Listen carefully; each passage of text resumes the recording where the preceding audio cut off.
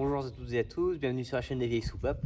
Alors aujourd'hui, petite vidéo très courte, mais quand je vous dis qu'elle est très courte, c'est que c'est pas comme les autres fois où j'y allais, elle sera courte et la vidéo fait 20 minutes, une demi-heure. Non, là, elle va faire maximum 5 minutes le temps que j'explique, que je vous dise ce que j'ai à dire.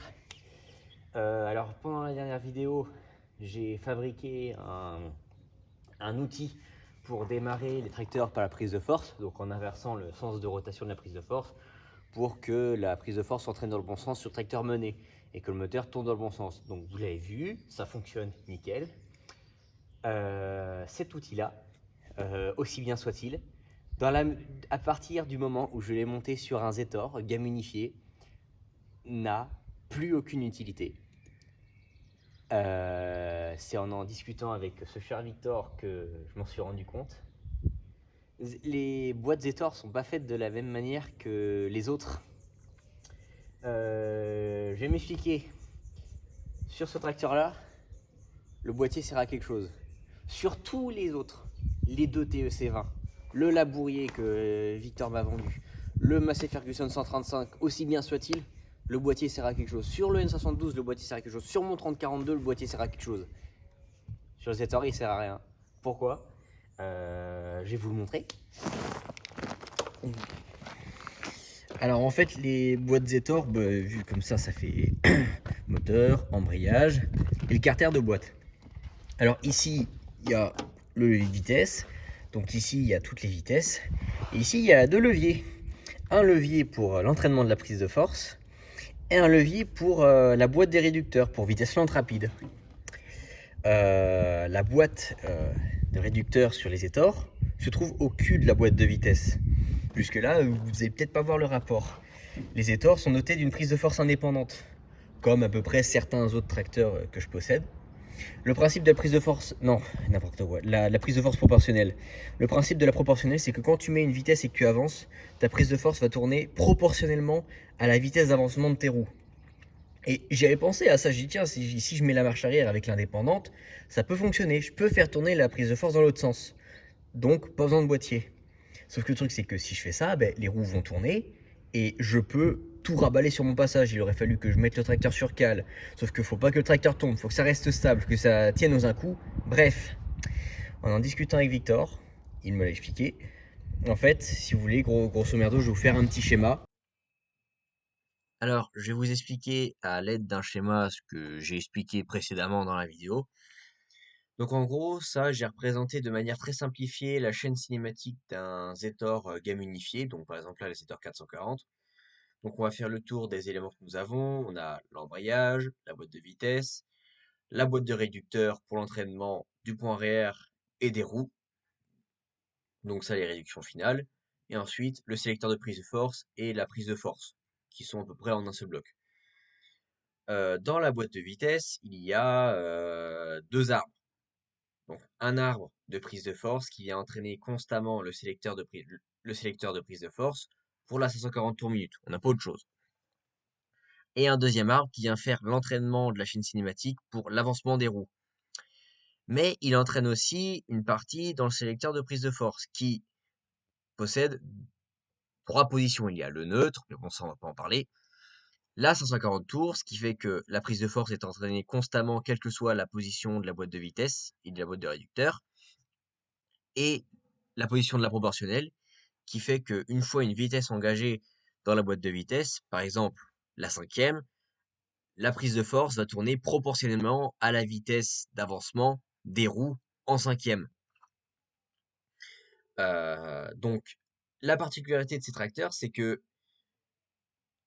entre la boîte de vitesse et l'entraînement des roues, il se trouve, on va considérer ça comme un interrupteur, la boîte de réducteur. La boîte de réducteur permet de faire les vitesses lentes ou rapides pour l'entraînement des roues.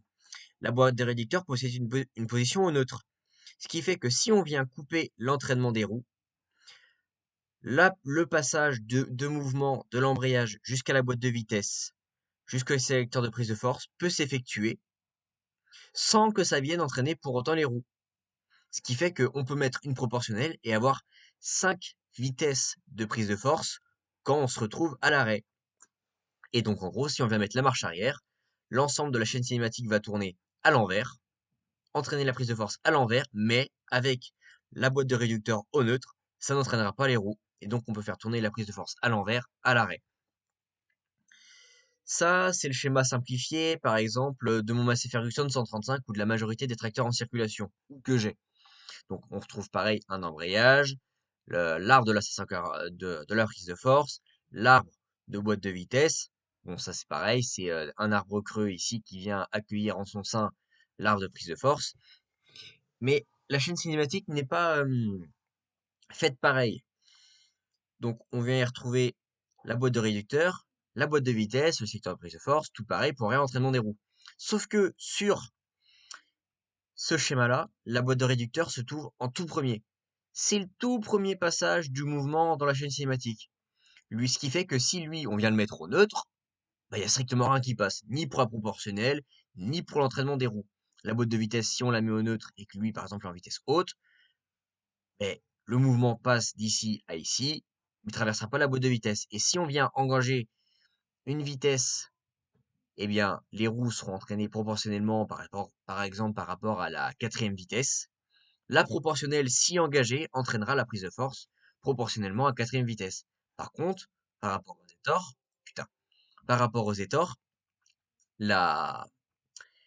il est impossible d'interrompre la transmission de puissance de la boîte de vitesse aux roues. C'est direct.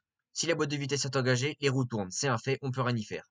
Sur les étors, entre la boîte de vitesse et le pont arrière, ici, là, sur un étor, on vient déplacer la boîte de réducteur juste ici. Ce qui fait que, en fait, sur les étors, on peut couper la transmission de puissance aux roues en gardant la proportionnelle. Ce qui fait qu'on peut la faire tourner à l'envers. Si on met la boîte de vitesse, on met la marche arrière sur un 135 et qu'on met la proportionnelle, et ben la prise de force, oui, elle tournera à l'envers, mais le tracteur essaiera de reculer en même temps. Et donc là, on va tout raballer. Sur un Zetor, mais si on fait ça, et ben la prise de force tourne à l'envers, mais on peut empêcher la rotation des roues, ce qui fait qu'on peut démarrer un tracteur par la prise de force sur le papier. Mais boîte de vitesse, réducteur et l'entraînement de la prise de force se fait avec un arbre primaire et qui, en gros, ça fait boîte de vitesse, entraînement de l'arbre primaire, prise de force. Et le réducteur vient après. Le réducteur a une position neutre.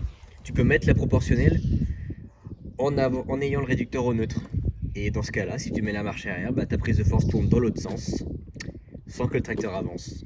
Et donc mon outil, sur un Zetor gamme unifié tel qu'un 440, un 330, un 220, un 3511, 2511, 4511, tous ceux que vous voulez qui sont en gamme unifiée, cet outil, aussi bien soit-il, n'a pas d'utilité.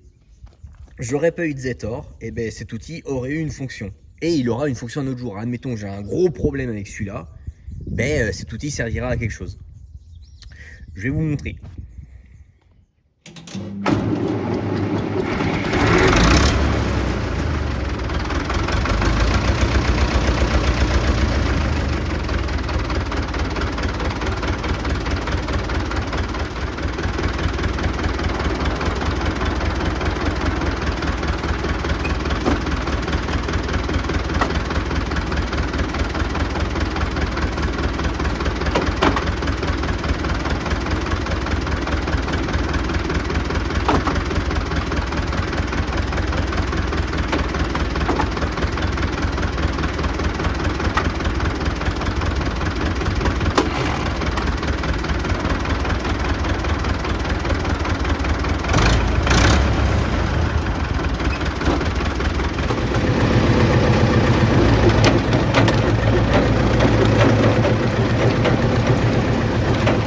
Et voilà, je vous ai montré ce que j'avais à vous montrer. Donc effectivement, sur un Zetor, on peut faire tourner la prise de force à l'envers et pas se faire chier avec un boîtier, même s'il est très bien, il est utile sur d'autres modèles qui n'ont pas cette spécificité.